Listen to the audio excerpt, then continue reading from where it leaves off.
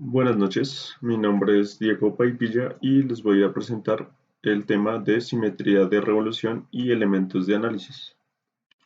Vamos a comenzar con una breve introducción donde vemos que el problema de la distribución de tensiones en cuerpos de revolución, es decir, sólidos axisimétricos sometidos a cargas de revolución, es de considerable interés práctico.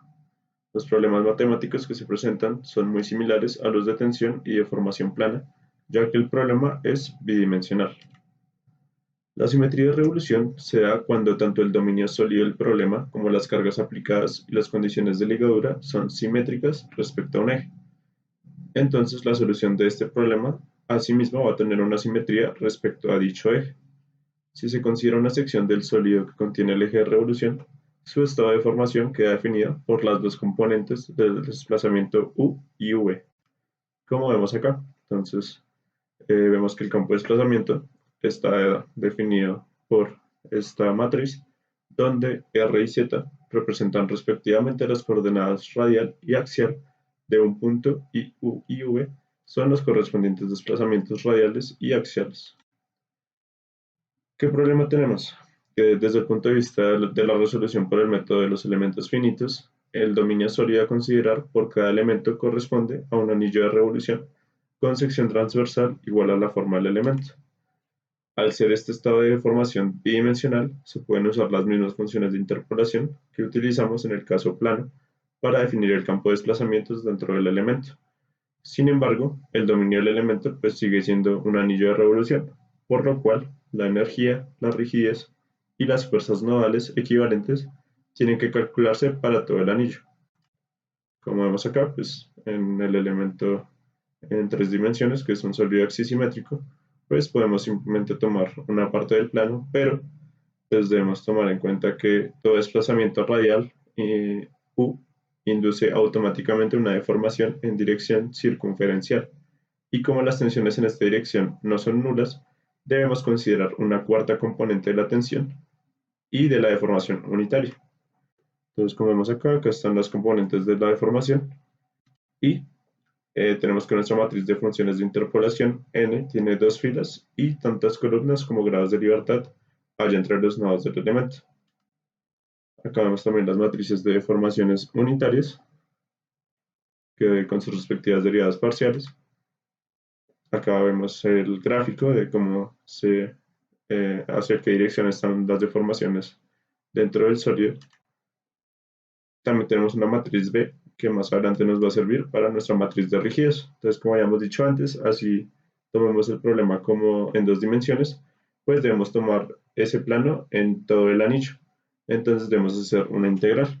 Entonces, como podemos ver, la matriz de rigidez K es igual a la integral de B transpuesta por D por B por dV, donde dV es igual a 2πr por dr por dz.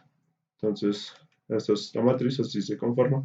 Y finalmente tenemos ahí la matriz de rigidezas. Aplicaciones de estos problemas, tenemos pilotes de cimentación, como vemos a la derecha, y también el problema de una vasija que tiene simetría. Y pues como podemos ver, podemos analizar simplemente un cuarto del, del objeto y a partir del eje de simetría, pues aplicarlo a todo el elemento completo. Ahora vamos a pasar a elementos utilizados para enmallar y que se utilizan en los problemas de elementos finitos. Entonces comenzamos con el plane 182, el cual sirve para modelado 2D y se puede utilizar como elemento plano. Tiene 4 nodos, 2 grados de libertad cada uno, direcciones nodales en X y en Y. Y como características tiene que es para plasticidad, hiperelasticidad, rigidez por tensión, gran deflexión y gran capacidad de deformación.